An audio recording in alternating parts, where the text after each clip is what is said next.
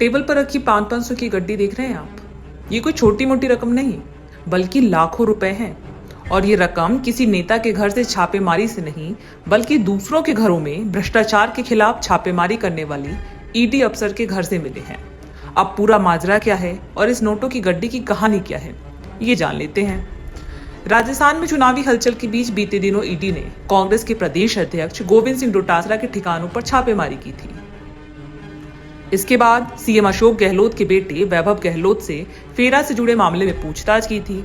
अब राजस्थान एसीबी ने ईडी के एक अधिकारी के खिलाफ एक्शन लिया है। ईडी के अधिकारी पर आरोप है कि उन्होंने बिचौलिए के जरिए 17 लाख रुपए की रिश्वत मांगी थी। बताया जा रहा है कि वो मणिपुर में एक चिटफंड कंपनी के केस में सेटलमेंट करने और अन्य सुविधाएं देने के नाम पर पीड़ित से 17 लाख रुपए मांग रहे थे, लेकिन उसे 15 लाख रुपए लेते हुए रंगे हाथ पकड़ लिया गया। उसके लिए काम करने वाले उसके सहयोगी को भी गिरफ्तार कर लिया गया है। ये ट्रैप अलवर में किया गया है। मामला बड़ा होने के चलते एसीबी के अन्य अधिकारी भी अब अलवर के लिए रवाना हो गए हैं।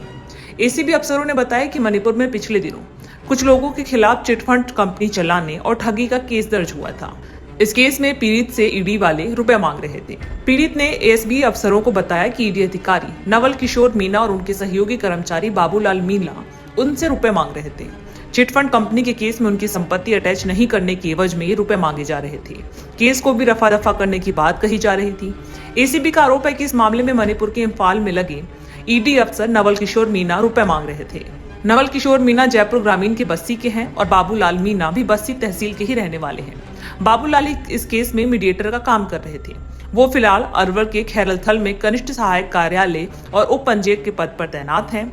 फिलहाल दोनों से ही एसीबी कार्यालय में पूछताछ की जा रही है। इस बीच जहां एक तरफ एसीबी की ईडी अफसरों पर कार्रवाई से जुड़ी खबर सामने आई है, वहीं दूसरी ओर ईडी ने राजस्थान कांग्रेस के प्रदेश अध्यक्ष गोविंद सिंह डोटासरा के दोनों बेटों को नोटिस जारी किया है।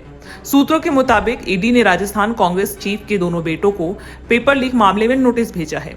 पिछले हफ्ते ही ईडी ने गोविंद सिंह डोटासरा के ठिकानों पर छापेमारी की थी। अब ईडी की कार्रवाई के बाद एसीबी की कार्रवाई से राजस्थान का सियासी तापमान काफी बढ़ गया है।